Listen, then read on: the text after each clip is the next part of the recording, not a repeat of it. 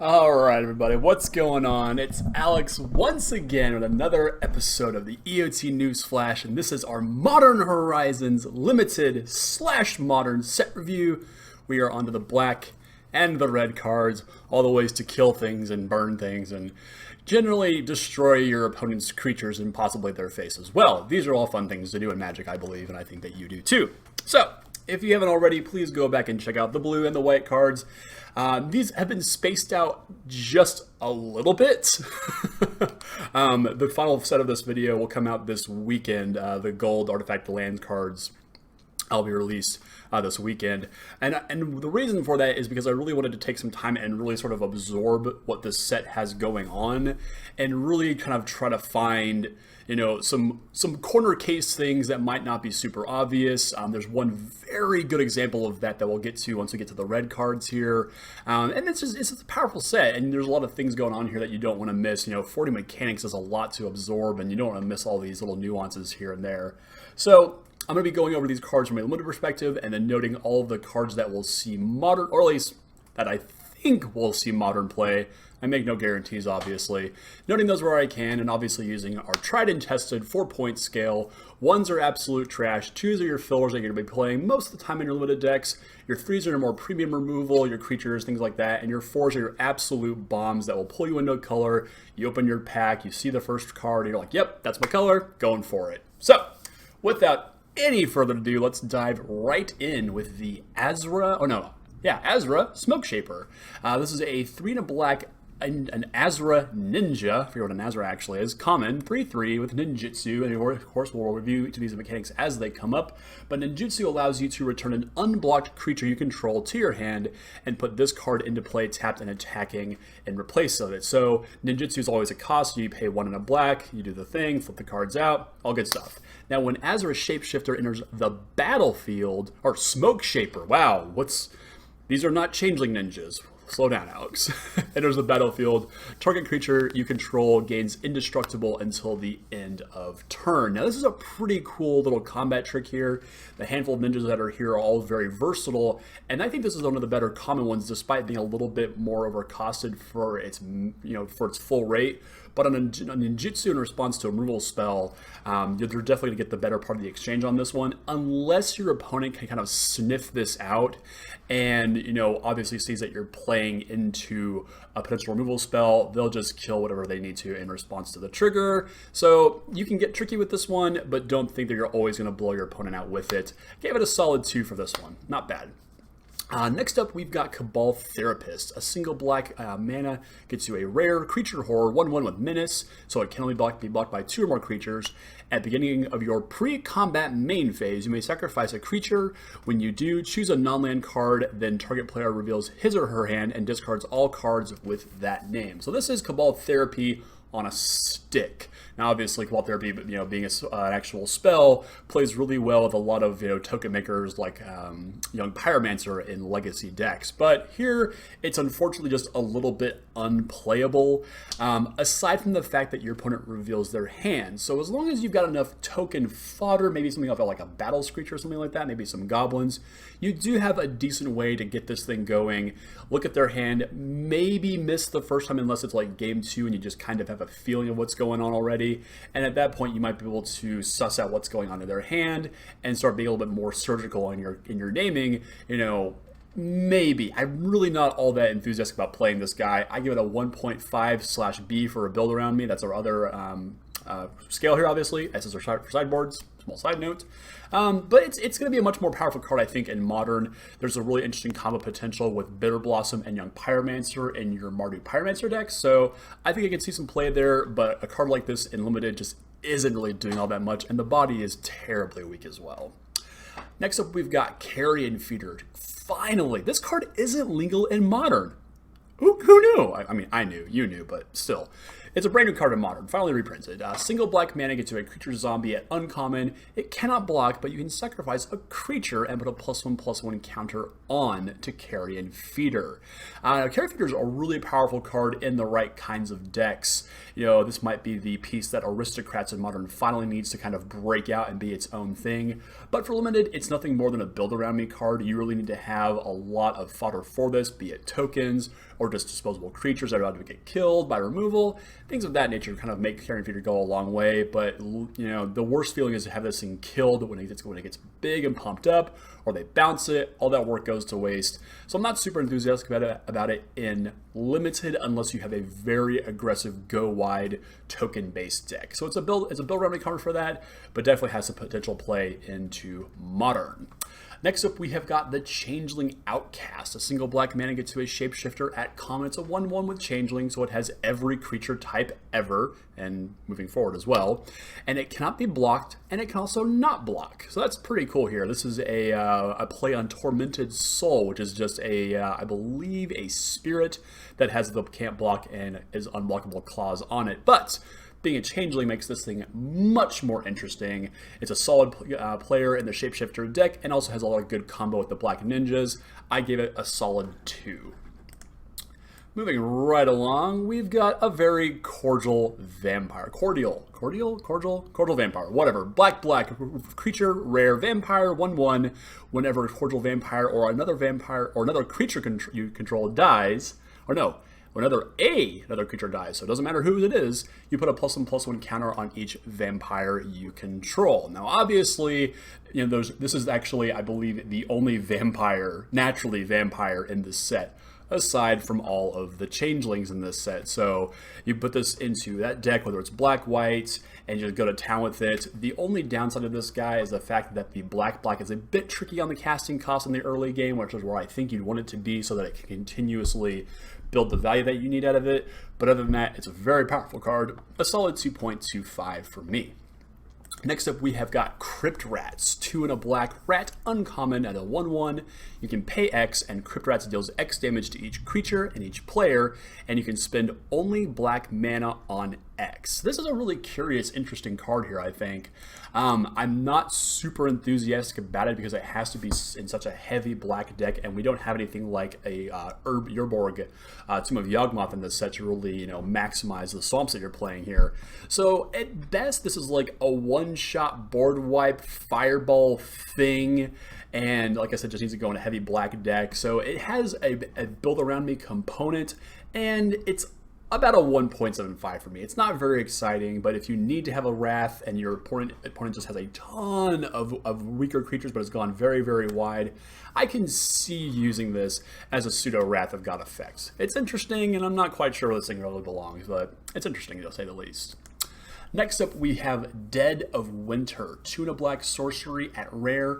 All non-snow creatures get -X until the end of turn, where X is the number of snow permanents you control.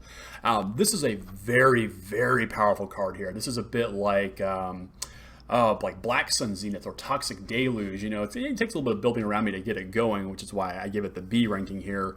But the interesting thing is that this is the only black Snow Matters card, so interesting. And it's also worth noting that there's a little bit of fixing within green, that you might be able to draft this, blue-green snow deck that just happens to splash a single black mana source, for Dead of Winter as its functional Wrath effect. So for that, I give it a 2.25 for me. I'm still not convinced that the snow deck really exists all that well, but if it does prove to be a real player in the limited format, I can definitely see this being a lot more powerful. And maybe this might get somewhere in some sort of like mono black devotion deck in Modern, because I have plenty of friends who think that Great Merchant of Asphodel is a Modern playable card. They might be right, they might be wrong. Let's not judge. Next up, we have Defile. A single black mana is an instant at common. Target creature gets -1/-1 until the end of turn for each swamp you control. Again, this is being hurt by the fact that it needs to be in a very heavy swamp deck.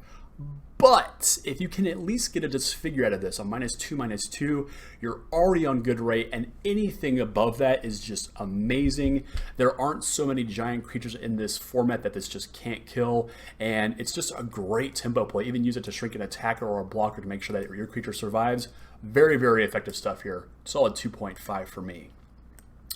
Next up, we've got a bit of an embarrassing inclusion in this set. This is Diabolic Edict. 1 in a black instant at common. Target player sacrifices a creature.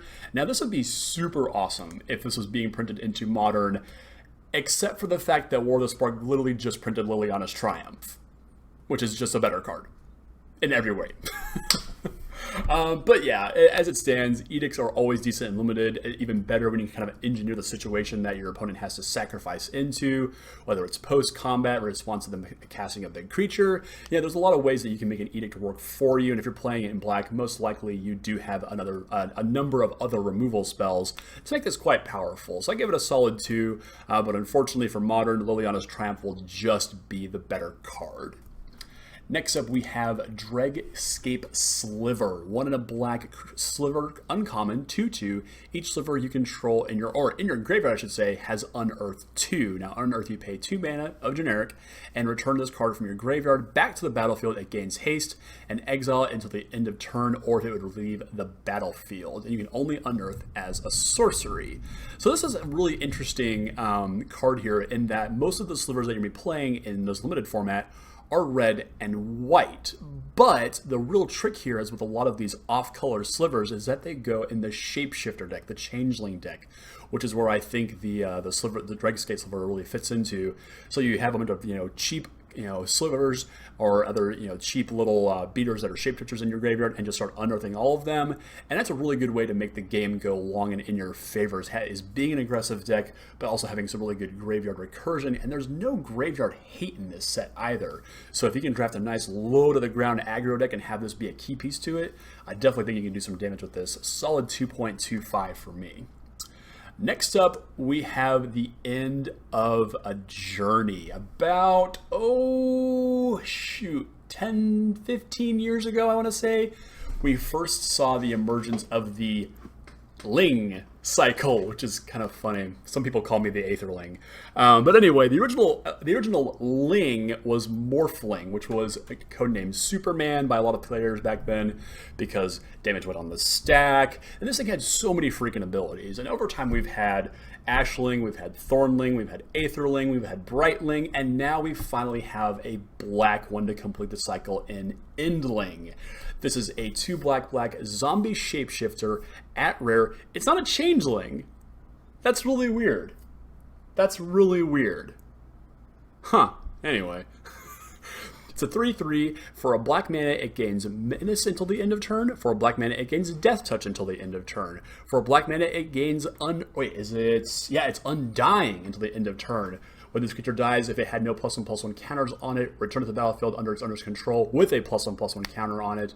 And then for a generic mana, it gets either +1/-1 or -1/+1. So this card is unreal. Like, all joking aside, all hyperbole aside, how do you kill this thing? Barring any kind of, exile shenanigans, any kind of damage-based removal is just not going to work. This thing is about as powerful as it gets in this set. It is on par with some of the best mythic rares in the set and one of the best cards for limited because there's just no way to beat this thing effectively. It's a solid 3.25 for me. Card is just amazing. Next up, we've got Feaster of Fools. 4 black demon, uncommon, 3/3 with a massive wall of text. For 1, it has Convoke. Your creatures can help cast the spell. Each creature you tap while casting the spell pays for 1 generic mana or 1 mana of that creature's color. So if you tap a black creature, it pays for a black. It also has flying. You know what that does. And it also has the only mention of Devour in this set, which reads Devour 2. As it enters the battlefield, you may sacrifice any number of creatures. This creature enters the battlefield with twice that many +1/+1 counters on it. So have a couple of, dorky little guys floating around. Maybe some things to feed to the Dregscape Sliver later in the game. Pretty cool. He gets very, very big very, very quickly. Yeah, this thing is ridiculously powerful. The fact that you can then devour the things that you use to convoke it, just absolutely powerful. And if you can get this thing out on curve just even a turn or two ahead of the 6 mana that it actually costs, you're going to have such a powerful threat on the board. It's so hard to kill, especially with any number of +1/+1 counters on it. You're basically excluding only the black and white removal for it, unless they bounce it, of course. But this card is seriously powerful. Solid 2.5 for me. Very big threat in this format. Very powerful indeed. Next up, we have got, oh, this card is so sick. First Sphere Gargantua, of course referring to the first sphere of New Phyrexia. I really hope we go back at some point in the future. But 4 black, gets you a creature horror, common 5/4. When it enters the battlefield, you draw a card and lose a life, so it's Phyrexian Rager, and it has Unearth for 2 and a black, so you can get it back, give it haste, and get an extra card draw out of it. This thing is awesome. I freaking love cards like this. I love Phyrexian Rager. There was another one in Eternal Masters. It was a Phyrexian Gargantua, I think is what it was. You lost 2 life and drew 2 cards. This thing is awesome. It's a massive beating. I would be happy to pitch this early somehow and reanimate it on an early turn and just beat down. Very powerful card here. Solid 2.25 for me. Love this guy. Or thing. Don't assume. Next up, we have Force of Despair. 1 black, instant at rare. If it's not your turn, you may exile a black card from your hand rather than pay its spell's mana cost. Destroy all creatures that enter the battlefield this turn. Now, this is a really interesting take on a Wrath effect, because typically Wraths just destroy everything. But this being only creatures that enter the battlefield on a turn makes us a little bit more narrow. So it's not quite a Wrath in my opinion. It's more of just, you know, a good removal spell like a Murder or a Doomblade effect. So I give it a 2.5 for me. You might get more than a 2 for 1 out of it, but I really wouldn't stretch to go that far beyond. It's just removal, it's bread and butter. And when we talk about modern, there might be some play for this, but I don't think it's going to be any better than the decks that are already playing like Damnation, for instance. But you never know, there might be a need for this in the future. Next up, we've got Gluttonous Slug. This thing's so creepy looking.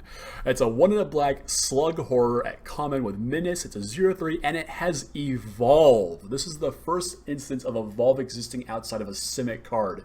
Very cool. Whenever a creature enters the battlefield under your control, if that creature had greater power or toughness than this creature, being Gluttonous Slug, you put a +1/+1 counter on Gluttonous Slug. Super cool. Starting as a 0/3 is the perfect baseline power for something like this. So you play it on 2, and more than likely everything you play up through 3, 4, and 5 on those turns will more than likely push this thing even stronger. And at that point, it's a freaking 3/6. Like, what do you do against a 3/6 that has menace? And if you've got any number of tricks, removal, this thing can probably end games. I might be overselling this a little bit. I just like the card a whole lot. It's a solid 2.25 for me, solid early blocker, and like I mentioned, it gets completely out of control with a decent curve. Very cool card. Next up, we have Grave Shifter, 3 and a black 2/2 uncommon shapeshifter with Changeling. As it enters the battlefield, you may return target creature card from your graveyard to your hand. It's a Gravedigger. Simple as that. 2.5 for me actually, just for the flexibility of it. Having Changeling but boost it just a little bit higher on the rating scale, just because I can, you know, get all the extra benefits from it. And Gravedigger is always playable and limited. Next up, let's move right along to the Headless Spectre. This is a 1 black Spectre at common, 2/2 with flying, and it has Hellbent. Surprisingly, there's more than one card with Hellbent, which seems not right because this mechanic is bad. Whenever Headless Spectre deals combat damage to a player, if you have no cards in hand, that player discards a card at random. So the only time that I really like something like Hellbent is when you are super aggressive, and there might be a very aggressive black-red, black-white deck in this format. I don't see it just yet, though. I could be wrong. So going Hellbent, obviously, you've played all of your cards. You're not playing any spells during combat, or maybe you can fire up a trick, in the middle of combat, and get this thing through. Go Hellbent, and then deal the damage. Get the card, discarding. At random, that's better than just being, whatever they want to discard. And a 3-minute 2/2 flyer is always good with a little bit of upside. Yeah, I just wouldn't try going Hellbent and limited because, limited formats are won by card advantage, not being empty-handed. Next up, we've got Mindrake, 2 and a black sorcery at common. Target player discards 2 cards, and then it has Overload, which is interesting because it's Overload for 1 and a black. Because it's cheaper. This is the first time we've seen a cheaper Overload cost, and it makes all players discard 2 cards. Now, I don't know why you'd want to do this. I can't really find the deck in Limited that wants to have this effect, but maybe there's some modern play to this. You're hiding behind, let's say, an Ensnaring Bridge or something like that, where this becomes a little bit more playable, but Mind Rot, always playable in Limited, so I wouldn't try overloading this thing in Limited, but you'll be happy to have your opponent discard some cards.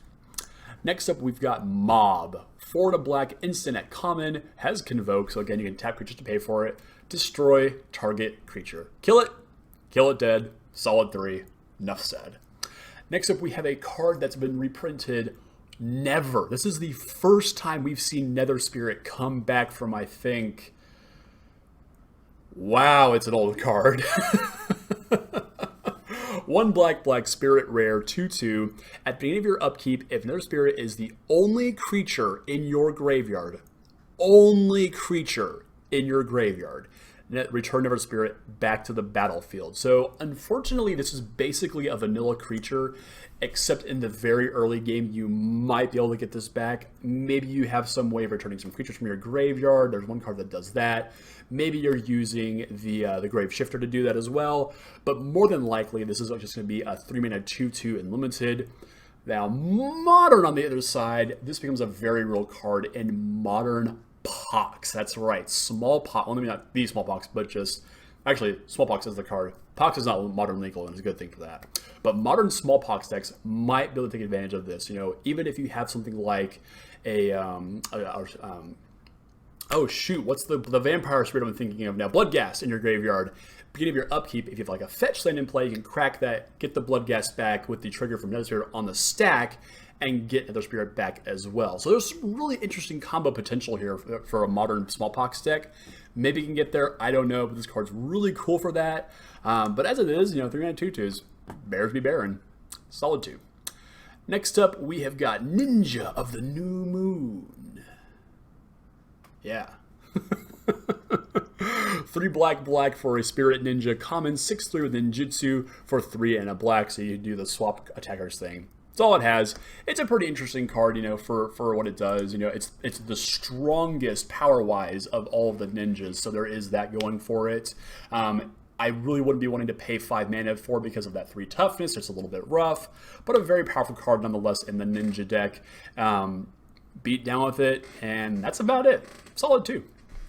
Next up, we've got Plague Engineer, 2 and a black carrier at rare. It's a 2/2 with Death Touch, and as it enters the battlefield, you choose a creature type, and creatures of the chosen type your opponent's control get -1/-1. So this is Engineered Plague, but on a creature. Pretty cool stuff here.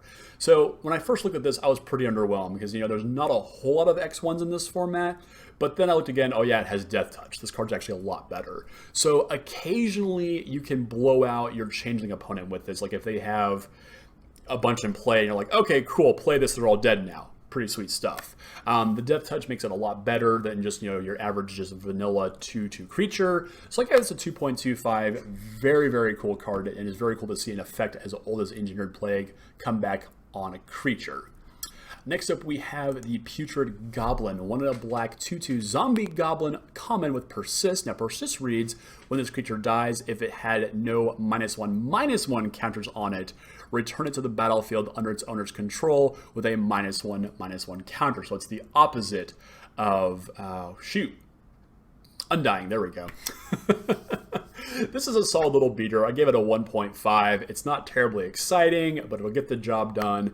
And the nice little recursion on it makes it that much better. Solid bear, but nothing more than that. Next up, we have the Rank Officer, 3 and a black creature zombie soldier at common. It's a 3/1, and when it enters the battlefield, you may discard a card, and if you do, create a 2/2 black zombie creature token. You can also pay 1 a black and tap it, and exile a creature from your graveyard, and each opponent loses 2 life. So in a really aggressive deck, this can do a lot of work as it just starts to mow through your own graveyard. As it is, you know, the 1 toughness is not going to have it in combat for too long. It might get 1 attack in, but from then on out, it's really just there to eat creatures out of your graveyard and keep, you know, shocking your opponent turn after turn. So a pretty powerful little card here. It's a solid 2, and being able to put, you know, something into your graveyard, you know, like an extra land or something that you don't need anymore to get that 2/2 zombie is also pretty powerful as well. Next up, we've got Ransack the Lab.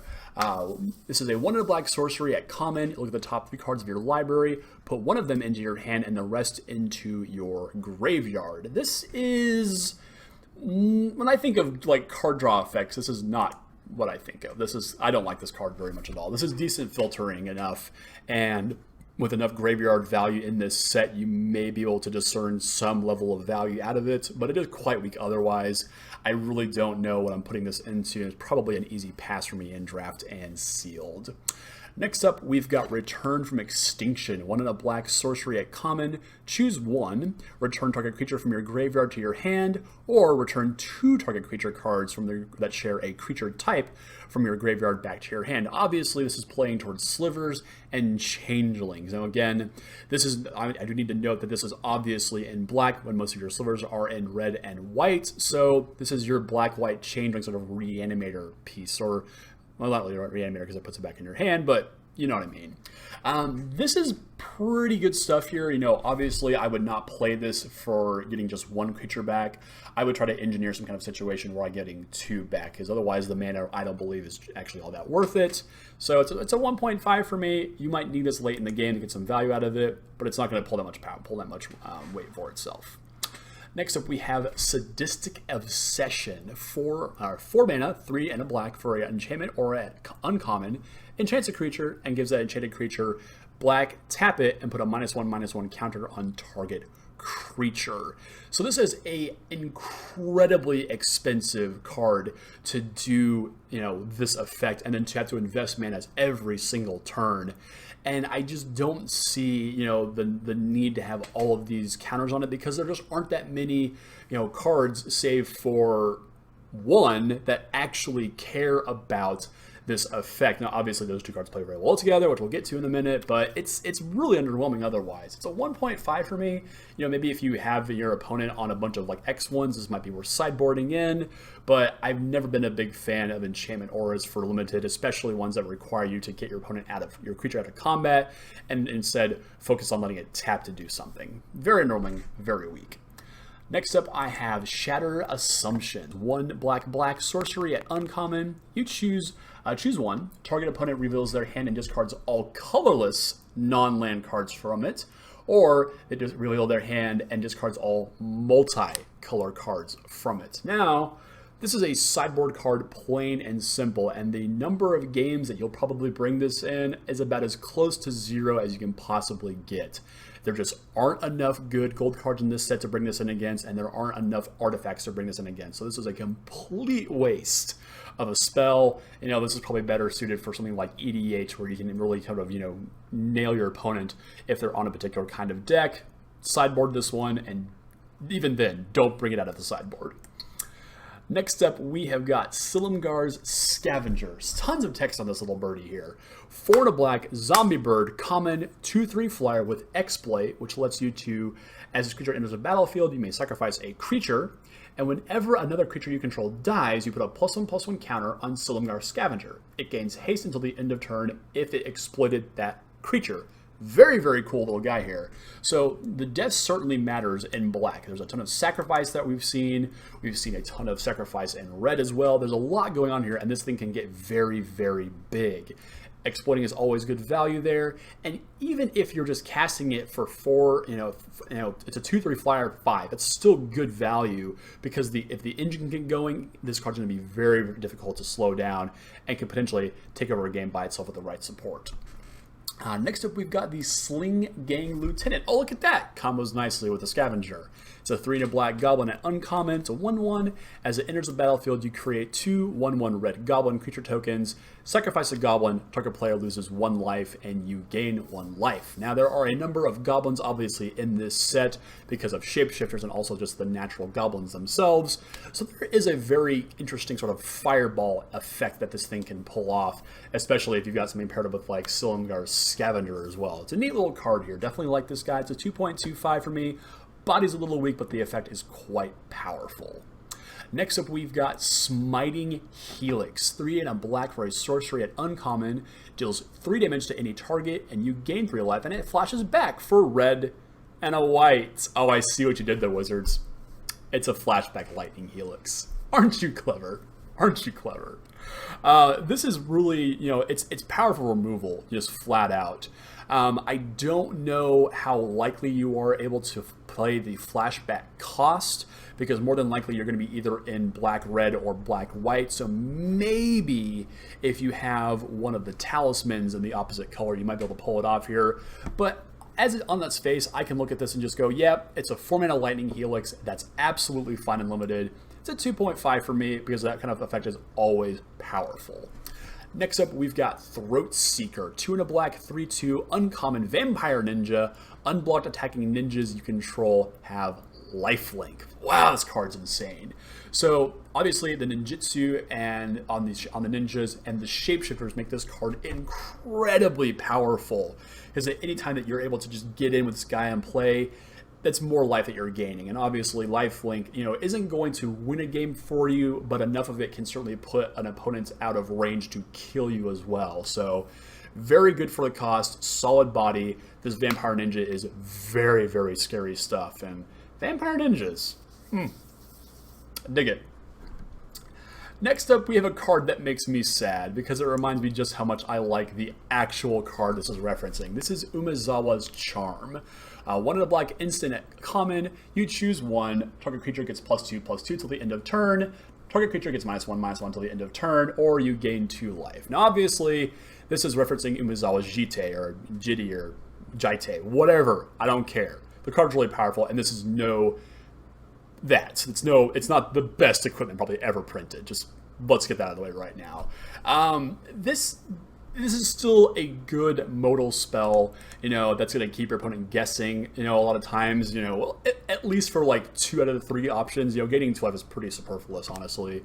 But to have the ability to either go +2/+2, -1/-1 is a pretty neat little effect, especially if you have multiple of these. You can do some shenanigans with it. It's not exactly the most exciting thing in the world, but as far as combat tricks go, you can do a lot worse. It's why I gave it a solid 2.0 actually, yeah. Next up, we have the Undead Augur. Black zombie wizard, uncommon 2/2. When Undead Augur or another zombie you control dies, draw a card and you lose 1 life. Excellent card here. 2.25 for me. The only thing holding it back is that mana cost. But in the zombie deck, or frankly, the shapeshifter deck at this point, this is going to draw you a ton of cards over the course of the game, and it's already a 2-mana 2/2, and as we know, bears are awesome. Next up, we've got Unearth. A single black mana gets you a sorcery at common. Return target creature card converting mana cost 3 or less from your graveyard to the battlefield, and it cycles for 2. You pay 2 mana, you discard it, and you draw a new card. Awesome! Yeah, this is pretty solid. There's, a good number of, weaker, I don't say weaker, but just lower CMC creatures in black to get this back with. Undead Augur, for instance, really, being simple here. There's a lot of power to this card, and being able to cycle it makes it that much better into the late game if there's something left in your graveyard, or if things that are in your graveyard are just outclassed by what's on the board already. Now, I flip to Modern, and let's just say, hello, Death Shadow. Moving on. Next up, we have Venomous Changeling. This is a 2 and a black, 1/3 Changeling with Death Touch. Very, very cool. Awesome flavor text. It doesn't contain venom. It is venom. So cool. So cool. This is excellent on both offense and defense. No one wants to block a Death Toucher. Nobody. And it being a 3 toughness creature means this thing's going to get into combat quite often and more than likely survive it. Solid 2.25 for me. And we're getting up to our last 2 black cards. The first one is Wart Eye Witch. 2 and a black Goblin Shaman at common. It's a 3/2. Solid body there. Whenever it or another creature you control dies, you scry 1. Bread and butter right there. Good stuff. Good mana cost, good body, good ability. Solid card. 2.25 for me. And then there's this guy. Talk about ending on a high note. This is Yawgmoth, Thran Physician. Finally, we are seeing Yawgmoth in his human form. This is a very young Yawgmoth. If you follow the story, he turns into a horrible demon later in life. But this guy's really insane anyway. 2 black, legendary creature, human cleric, mythic rare, 2/4, protection from humans, pay 1 life, 1 life, sacrifice another creature, put a -1/-1 counter on up to 1 target creature, and draw a card, pay black, discard a card, and proliferate. Whew. With enough fodder on the board, this will completely upend any game this resolves in, and it's this card is insane. All those changelings, get out of the way. He absolutely lives up to the legend of this massive villain in Magic's history. You know, he literally does it all. It's so rare to see, all of like Urza in this set, to see a mythic rare legendary creature that just doesn't need any support. It can just do whatever it needs to by itself, and that is the hallmark of a good card. I couldn't give Yawgmoth anything less than a 4. Super powerful card here. So let's start up our black cards, guys. So we're going to move right into our red cards, and we'll get to those here in just a second. Thanks for hanging out. All right, everybody, and here we go. These are the red cards for Modern Horizons, limited and modern perspectives. Let's kick it right off with Alpine Guide. 2 in a red human scout snow creature, uncommon, 3/3. It attacks each combat if able. When it enters the battlefield, you may search your library for a mountain card, and when it leaves the battlefield, you sacrifice a mountain. Now, this guy I at first thought was pretty awkward, and truth be told, he still is. But there is enough of, red and green that wants to put lands in the graveyard. So having this thing actually, put lands there, if you get to bounce it, or if it gets killed, or you sacrifice it, there is some value to be had putting those lands into the graveyard. So it's a 2.25 with a build around me aspect. And I think once you have this in the deck where it wants to belong, very cool card here, but some very awkward design, but it's interesting at the same time. Pretty neat stuff. Next up, we've got the Aria of Flame. I don't know why the hell I did that, but it's musical, I guess. 2 in a red enchantment at rare. When Aria of Flame enters the battlefield, each opponent gains 10 life. Wow. Whenever you cast an instant or sorcery spell, put a verse counter on Aria of Flame. There it goes again. Then it deals damage equal to the number of verse counters on it to target player or planeswalker. This is a super weird card. This is an absolute build around me. And you can try a build around it, and you will most likely fail miserably if you try and make this actually work in limited. That being said, there is some modern application here, possibly some sort of, storm tech. I don't know if it's going to be good enough, but maybe. I don't play Storm. Build around me. Moving on to Bladeback Sliver. Sliver got back? Blade back? Bladey got back? I'm reaching for that one, I'm not going to lie. 1 in a red 2/2 Sliver at common has Hellbent. As long as you have no cards in hand, Sliver creatures you control have tap. This creature deals 1 damage to target player or planeswalker. And when I think of like decks that want to go Hellbent and limited, like red-white aggressive decks, red-black aggressive decks are the ones that I can think of, ones that actually want to do this. And actually, this effect is quite good. Play your cheap guys, start turning them sideways if they can't get through, start pinging them to death. You can play this in black-red aggro with a bunch of changelings that are also slivers. Play it in just straight up red-white aggro with a bunch of other slivers that are actually slivers, and some honorary slivers that are also changelings in white. Very flexible, very solid card here. Solid 2 for me. I like this guy. Next up, we have got the Bogardan Dragonheart. 2 in a red human shaman common, 2/2. Sacrifice another creature, there's something for you guys.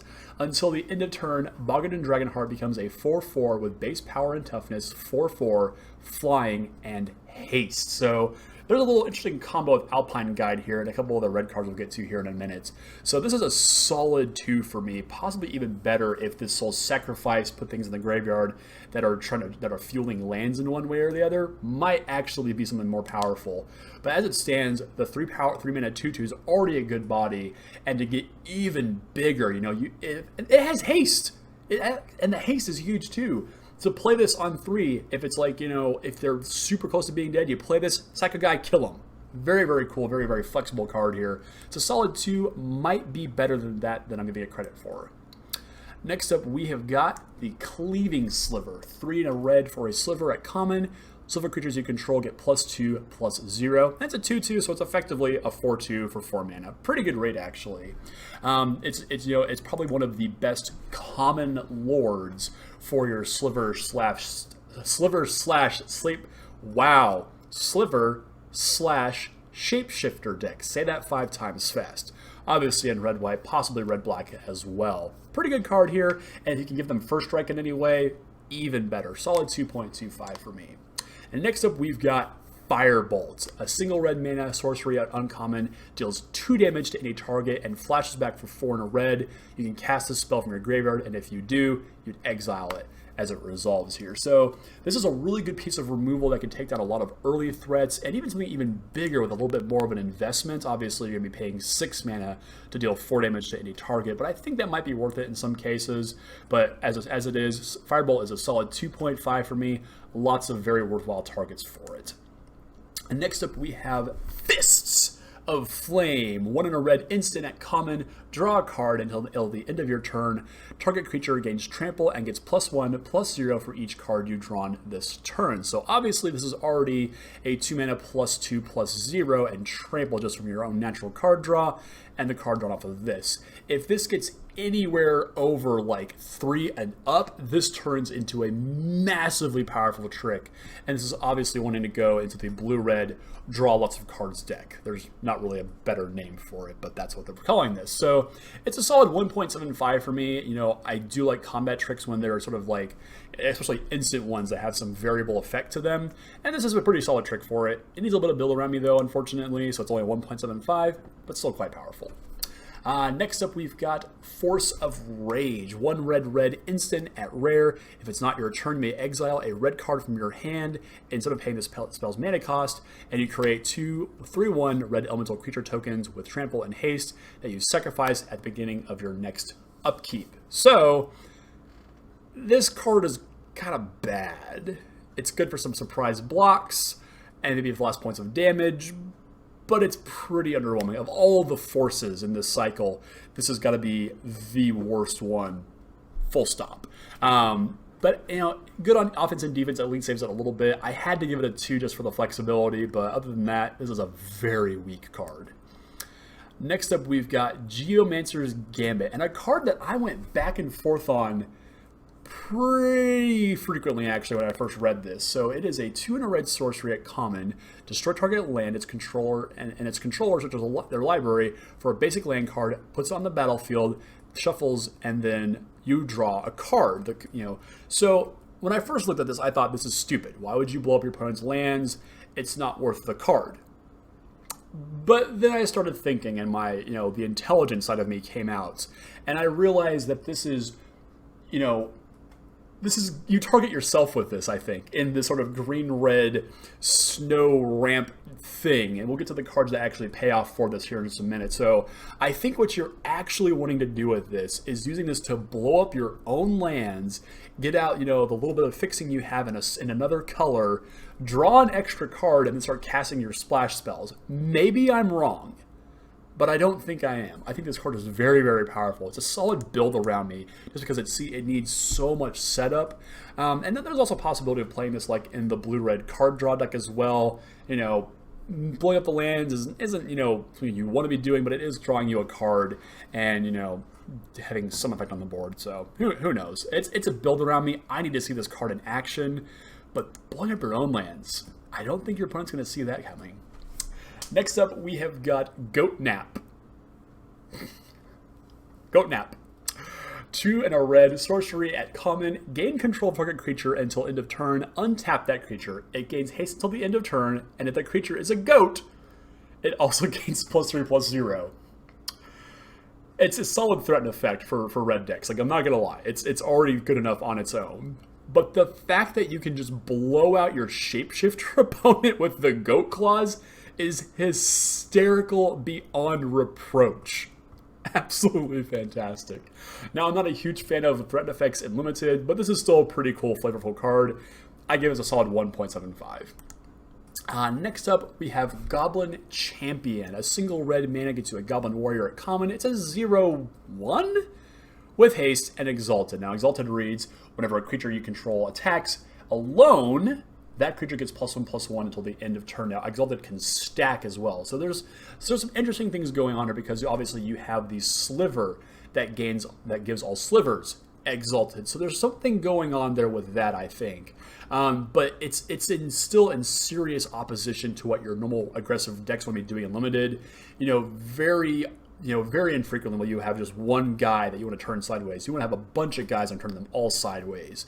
Now, maybe there is some version of this where you do have the sliver and this guy, and you just have one big sliver just turning sideways constantly, turn after turn. Maybe so, I'm not sure. And there also might be some place for this in the blue-red draw a bunch of card deck, where you're having just one big guy that's smashing every single turn. Maybe, I don't know. I'm not a big fan of it still. I give it a 1 just for being just very underwhelming. Next up, we've got Goblin Engineer. 1 in a red, Goblin Artificer, rare, 1/2. When it enters the battlefield, you may search your library for an artifact card, put it in your graveyard, and then shuffle your library. And then you can pay a red and tap it, sacrifice an artifact, and return target artifact card with converted mana cost 3 or less from your graveyard to the battlefield. So this card is very, very powerful, but not unlimited. Even if you have like a sword in your pool for draft or sealed, there's almost like a less than 10% chance you have something that's actually worth also playing to go along with that. So you can go put this in your graveyard, hope to draw that artifact, and then sacrifice it to get the sword back. It's just not worth it. Now, in Modern, this is much better in your prison decks, like your War Prison, Lantern Control, maybe some kind of affinity deck. There's a lot of cool stuff you can do this with this, but not unlimited. It's a flat-out 0. It's not a build around me. It's not a sideboard card. This is a flat-out 0. Next up, we got a card that I'm truly kind of terrified that they've printed into Modern, and I'm glad it doesn't have all of its support pieces here. Goblin Matron, 2 in a red, Goblin at uncommon. It's a 1/1. Now, when Goblin Matron enters the battlefield, you may search your library for a Goblin card, reveal that card, put it in your hand, and then shuffle your library. Now, there's a handful of goblins in this set that are worth tutoring for. Now, of course, remember that all of your shapeshifters can also be grabbed by her matronness here as well. But you do have to have them first. So in a red-white aggro deck, I can see you playing her along with a bunch of other goblins, and of course slivers, and possibly even in black-red as well. So she's pretty powerful here. And for 3 mana to get that 1/1, I think there's, even with the weak body, there's still enough good payoff cards that she can get that are worth targeting and worth paying that cost for. Now, flip side for Modern, there is some potential play here for Modern Goblins. It is playable in Legacy. There is a 4 of in every Legacy Goblin deck. The only downside is that Modern does not have Ringleader or Goblin Lackey, which, let's be honest, thank God for not having those cards in Modern. Maybe they're good enough. Probably not. But yeah, there might be some play there, but you definitely need a lot more support for it than I think what's currently available in Modern as it stands right now. Next up, we have Goblin Oriflamme. Oriflamme? I don't know. Double M is weird. 1 in a red enchantment. At uncommon, attacking creatures you control get +1/+0. There's an in-joke here that I can't quite remember because I believe Orcish Oriflamme, Flambe was originally like 2 or like 3 in a red, but there's a printing error on it. And so all of the copies from a certain set just are 1 in a red, which is not correct. So there's something going on here with the joke. I just can't remember what it is, honestly. But anyway, slight aside there. Only the most aggressive decks are going to have room for this or even want this. I want a massive board already in play that I can turn sideways with before I even think about playing this card. It's a 1.5 for me just because it has that really powerful, it has impact on the game. It is still an Anthem effect for the decks that actually want it, but you definitely need to go, out of your way to draft as many, low drops as you can before a card like this becomes appealing. So it's good, but it's very, very narrow in its application. Next up, we've got Goblin War Party. 3 in a red sorcery at common. Choose 1. Either create 3 1/1 red goblin creature tokens, or creatures you control get +1/+1 and gain haste until the end of turn, and you can entwine it. So you get both options if you pay an additional 2 and a red. So there's 2 very powerful options here. Either you need an Anthem effect to finish the game, or some fodder for maybe one of your sacrifice outlets, or just, mask the board a little bit wider than it already is. But for 7 mana, this could potentially end the game out of nowhere, because you're already firing out 6 power worth of attackers that have haste, and on top of that, whatever else you have in play. So there's a lot of flexibility in this card, and I really do like it for that fact. It's very powerful 2 for me. Solid 2. Next up, we've got Hollow Head Sliver. 2 and a red for a Sliver at uncommon to 2/2. Sliver creatures you control have tap, discard a card, and draw a card. So this is Rummage for Slivers. Even in Limited, where I would rather loot, draw, and then discard, I have no problem with rummaging from time to time, especially if I'm in a very aggressive deck like the Sliver deck probably wants to be, to just pitch excess lands and just hope you don't draw, more lands off of it. Solid 2.25 for me, between the mana cost, the body, and the ability on there, plus having it in a deck that synergizes with it. Powerful stuff here. Next up, we have got the Igneous Elemental. Igneous, that means rocks. It's minerals and stuff for you geologists out there. 4 red, elemental, common, 4/3. It costs 2 less to cast if there is a land. Geomancer's Gambit. You guys see the combo. Layers, guys, layers. And as it enters the battlefield, you may have it deal 2 damage to target creature, which is probably going to be enough to kill most things. Now, if you can get this thing off for 4 mana, it's awesome. Even at full retail for 6, it's not embarrassing, but I definitely think this thing is, obviously much better for the discounted cost. But 6 mana for a 4/3 and a shock, definitely powerful. But if you can't take advantage of that land clause, Geomancer's Gambit again, probably worth it in some regard. Solid 2.25 for me. Pretty cool card here. Like it a lot. Next up, we have Lava Dart, which is a single red instant at common. It deals 1 damage to any target, and you can flash it back by sacrificing a mountain.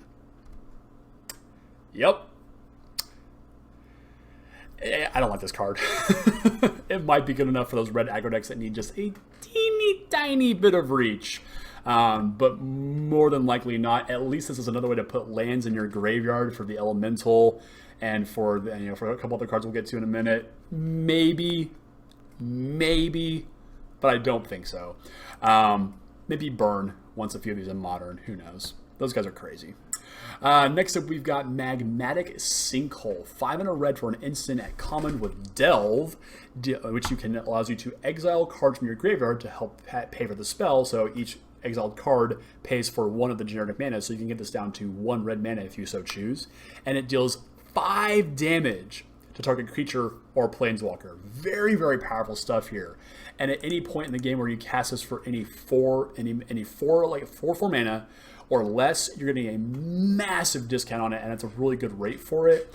But I do think, even just paying, the full 5 mana is going to be very powerful here as well. Or 6 mana, I'm sorry. But yeah, it's still very powerful for the mana you're putting into it to kill pretty much anything on the board. The Planeswalker Clause, kind of irrelevant in this format. Next up, we've got Orcish Hellraiser. It's a 1 and a red for a common 3/2 with Echo for a red, which is the only instance of Echo in this set. Weird as Echo, I guess. At the beginning of your upkeep, if this card came under your control since the beginning of your last upkeep, sacrifice it unless you pay its Echo cost. And when it dies, you deal 2 damage to target player or planeswalker. I quite like this guy, for being the beater that he is. It's a very cheap cost. It will trade down, unfortunately, sometimes, but still, it's going to take a guy out and shoot your opponent for 2 more damage. Quite powerful here, and, if you can keep it around for a little bit longer, if the opponent's board is, open wide, pay the Echo, go to town. Solid 2.25 for me. Next up, we've got the big payoff for putting lands in your graveyard, the Orscale Guardian.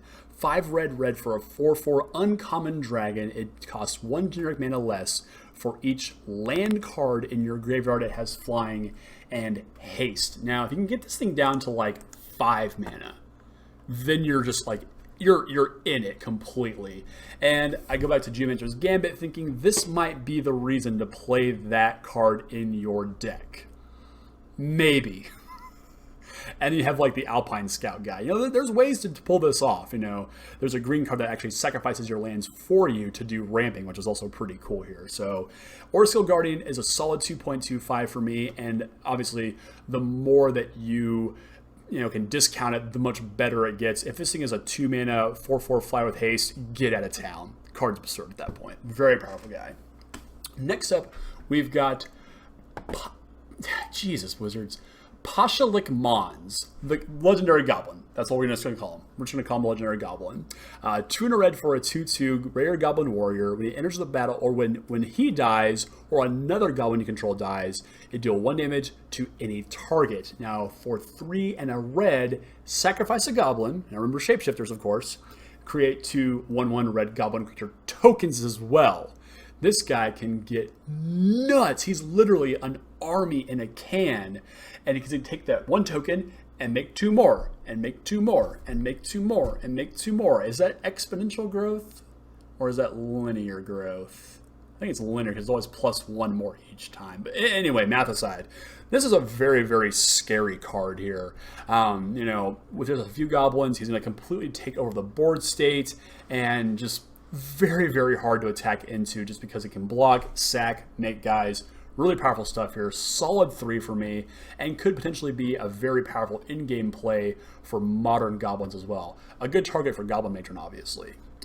Next up, we've got Pillage, a 1 red sorcery at uncommon, destroys target artifact or land that cannot be regenerated, and there's no reason to play this in this set.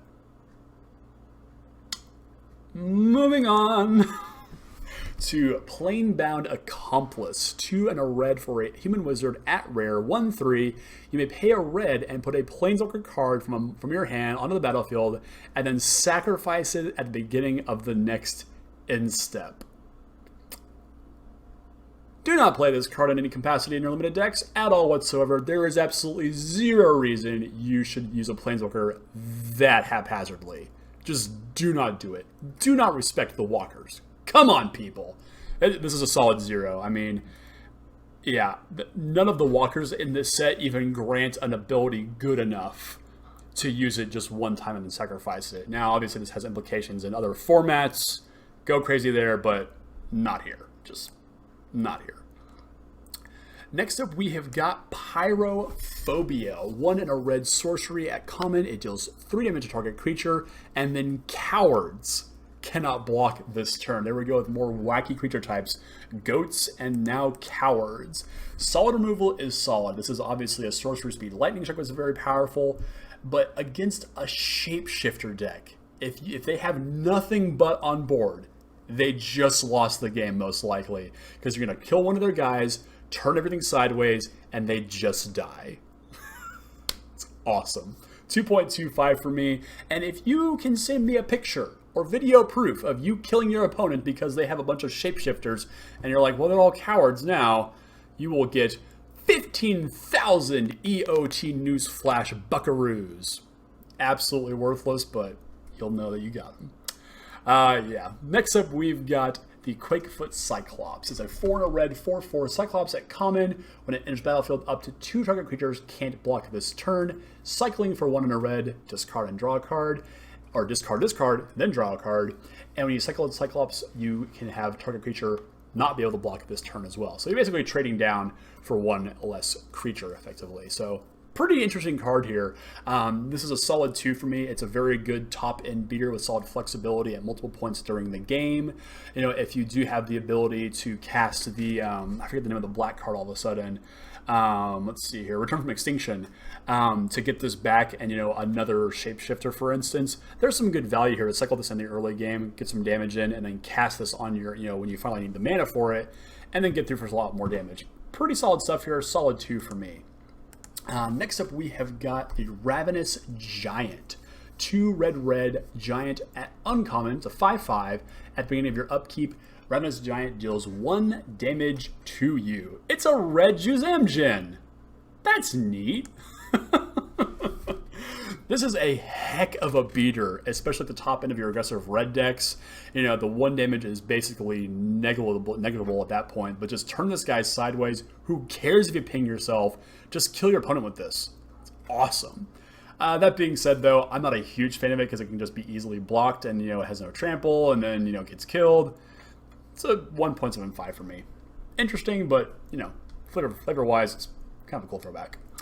Next up, we have Reckless Charge with some wild-looking art on there. This looks like some serious Grom Hellscream from Hearthstone. World of Warcraft fans out there, maybe? No? Anyway, moving on.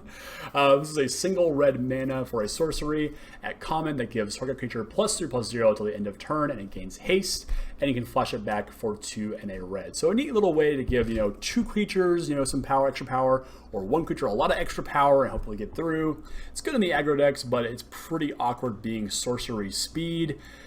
Maybe it's too good at instant. I'm not 100% on this one. It's a 1.5 for me. I've never been a huge fan of cards like this just because you need to really get out of the gates fast to make them have an impact. Next up, we've got a real humdinger of a card. This is the Seasoned Pyromancer. 1 red Human Shaman, mythic rare. It's a 2/2, and when it enters the battlefield, discard 2 cards and then draw 2 cards. The only downside for this guy. Then, for each non-land card that you discarded this way, create a 1/1 red elemental creature token, and for 3 red, you can exile it from your graveyard at any speed, so it's not barred by sorcery speed like most cards would be for like a standard set, and create 2 more 1/1 red elemental creature tokens. So there's a lot going on with this guy. This is a very powerful card here. It's a solid 3 for me. Like I said, the only thing holding this back is that you're discarding first and then drawing. It's not a Faithless Looting, unfortunately. But this is a very, very powerful card here. A solid 3 for me, and it's destined to see play in Blue-Red Phoenix, Mono-Red Phoenix, and maybe some Mardu Pyromancer lists in Modern. Very, very powerful stuff here. Next up, we've got Shenanigans. I would love to insert the clip from Super Troopers here, where it's been overplayed. It's fine. It's fine. So Shenanigans is a 1 and a red for a sorcery, common, destroys target artifact, and you can dredge 1. The only dredge card in this set, and thank God, because this mechanic's broken. So to dredge, if you would draw a card, instead you may put exactly 1 card from the top of your library into your graveyard. If you do, return this card from your graveyard to your hand. Otherwise, draw a card. So, wait, can you dredge and fail to put this in your hand? Oh, I guess you have to. Oh, if they blanked it, then you can draw the card. Okay, that's I haven't really read dredge, other than the fact that I just know that it puts cards in the graveyard instead of drawing. Stupid Grave Troll, stupid Stinkweed Imp, Life from the Loam. Stupid cards are stupid. Yeah, this is not playable in this limited format, obviously, even against like the swords. Like, just kill the damn creature, for crying out loud. Now in Modern, obviously, maybe Dredge can take advantage of this. I don't know if it really needs to, because it typically has a pretty good way of handling things like Grafdigger's Cage, for instance, or a Relic of Progenitus. But maybe there's some room for this in those lists. Next up, we have the Spinehorn Minotaur. It's a 2 and a red, 2/3 Minotaur Berserker, common. As long as you've drawn 2 or more cards this turn, it has double strike. Cool! This is a great common beater for the blue-red draw lots of cards deck. Beyond that, it's pretty underwhelming. If you can, obviously draw lots of cards with it, drawing any more is kind of extraneous at that point because it doesn't get like triple strike, but whatever. This card's perfectly reasonable. 2/3 body for 3 mana, solid. Next up, we have got this Spiteful Sliver. 2 and a red, 2/2 at rare.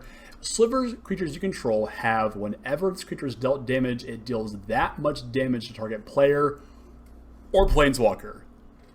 This is terrifying. If I have this in my red-white or black-red Sliver Shapeshifter Changeling deck, I will gladly turn every one of my damn creatures sideways into anything you have on board. I will not care. Feel free to block this thing. You will die. This is an awesome card and very terrifying at the exact same time. Solid 3 for me, and definitely if there is a Sliver Modern deck, this is going to be part of it. Very, very cool card. I love Boros Reckoner, and this is Boros Reckoner on a Sliver. Terrifying. Terrifying. Next up, we've got Tectonic Reformation, another card that's going to help you put those lands in your graveyard. For a single red or 1 and a red, you give an enchantment at rare. Each land card in your hand has cycling for a red, so you pay a red and you discard it and draw a new card. It also has cycling itself, so you pay to discard a card of this card and then draw a new card. So unfortunately, this is a build around me. There's really no other reason to play this, well, It goes in the red-green deck that wants to put lands in the graveyard. It also goes in the blue-red deck that wants to draw lots of cards as well, because you're going to have your lands in that, obviously. And if you're able to pitch those cards and draw more cards, you can trigger things like the Spinehorn Minotaur, like the big Djinn in blue-red that we'll see for the next episode. There's some cool stuff going on here, but it's still just a build around me because you have to be in a very specific deck to take advantage of this. I don't think that you're going to want to play this in red just because you can. You know, aggressive decks probably will not want this because they're playing a relatively low land count. This one's weird. This is a weird card here. It's powerful, but it definitely needs some help to get it going. Next up, we have Throes of Chaos. 3 in a red sorcery at uncommon. This card's so cool. First, it has Cascade. When you cast the spell, exile cards from the top of your library until you exile a non-land card that costs less. You may cast it without paying its mana cost, and put the exile cards from the bottom of your library in a random order. It also has Retrace, which allows you to cast this spell from your graveyard by discarding a land in addition to its paying its other costs. And that's it. It literally has no effect. It is literally whatever is in your deck. This card is so bananas. I can't wrap my head around this card. I just can't. What do you do with this? It does literally nothing, but yet it does so much because it can literally do anything. That being said, it's a 0. I don't think you're not going to want to play this card. There's so much unpredictability in this card. I wouldn't even bother, For a card that does so much, you're going to be playing it very little. Next up, we have Urza's Rage. 2 in a red instant at uncommon. It cannot be countered, and it deals 3 damage to any target. And if it was kicked, it deals 10 damage to that permanent or player, and that damage cannot be prevented. Oh yeah, the kicker is also 8 and a red.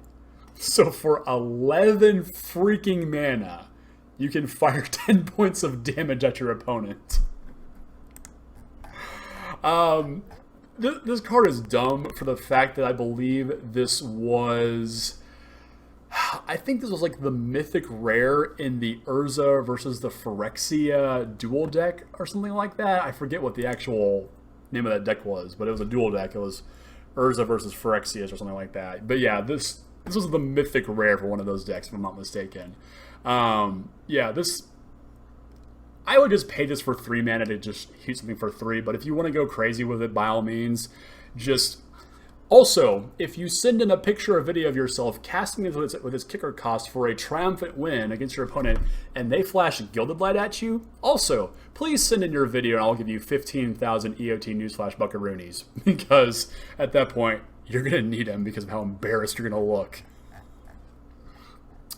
This card, it's fine. It's fine. It's a solid 2. It's damage. 3 for 3 is a good rate. Moving on. We have Vengeful Devil. 1 in a red, Devil uncommon with haste. It's a 1/1, and you can tap it and deal 1 damage to any target as long as a creature died this turn, thus satisfying the Morbid keyword. That's right, Morbid is back in this set for a 1-time appearance. Morbid only activates if a creature has died this turn, so this thing's really weak, I'm sorry. I mean, you have to constantly keep this thing activated is so difficult, and I have 0 interest in having to keep, 1/1s around to win a game of Magic. 1.25 for me. This thing's basically unplayable, but like super aggro decks might have a way for this, but I'm not going to go for it. And our very last 2 red cards. We have Viashino Sand Sprinter, 1 red, Viashino Warrior, common, 4/1, trample haste. At the beginning of the end step, return it to its owner's hand. Return it only if it's on the battlefield. That's very important. I can see somebody putting like in the graveyard and just going, oh, look at me go. And it's kind of important because it has cycling. For a single red, you can discard it and then draw a card. This is some really interesting design because obviously it fuels its own cycling nature, which is very cool to attack and then get it back, obviously. If your opponent stumbles a little bit on mana in the early game, I can see you going for this on turn 3, getting a shot in. But as soon as they play a creature, I'm like, yep, cycle it away, don't care. And going from that, it's a 1.75 for me. It's a good aggressive creature, and the fact that it has some flexibility in the late game makes it quite powerful as well. Pretty good stuff here, and that's a ton of power too for 3 mana. The small things will block it, but they're going to eat some damage for taking this thing. And our very last red card, here it is, Volatile Claws. 2 and a red for an instant at common until end of turn. Creatures you control get +2/+0 and gain all creature types. This is a scary Magic card here, ladies and gentlemen. If you are in the red-white or red-black sliver, shapeshifter, whatever deck, this could just very well kill your opponent. Not only just the power bonus by itself, but if you have any additional effects from slivers on board or any other tribal anything going on, this could just kill your opponent, and that's super, super cool. Like I said, so it's a great way to end the game. Take advantage of as many creature types as you possibly can here. Specifically, it's going to be slivers primarily that want to do this. This is a really freaking powerful card here. Very, very cool stuff here. Solid 2.25 for me. And that's it. All the red cards wrapped in one nice, neat package. The black cards as well. And of course, big thank you for coming out and watching tonight, guys. Obviously, this is going up after the set's been released. Core Set 2020 previews start next Monday. So it's like, Wizards, let us breathe for half a second and enjoy this set because it's so damn cool. But I get it. Summer's packed full of releases. Core 2020, Commander 2019. The fall set hits after that, like the day after. Magic is very busy in the summer, guys. That's just the fact of the matter. So, ladies and gentlemen, guys and girls, thank you very much for watching tonight, guys. I really appreciate it. Of course, go back and check out the blue and the white cards. Let me know down in the comments what you guys think of the set. Is there a card that you're super excited to play with? Or maybe that I misevaluated completely? Just go, Alex, you're an idiot. This card is absolutely playable. Let me know in the comments. Let's have a civil discord. However, we'll be back later this week, probably this weekend with the rest of the set. So the green, gold, artifacts, and lands. Nice way to wrap up the set. Very excited to open my box next week when it comes in. I'll be opening that on camera, so you'll see me be very, very giddy about opening Magic cards. Yeah. But until then, again, thank you so much for watching, guys, and I'll have an excellent night. We'll see y'all later.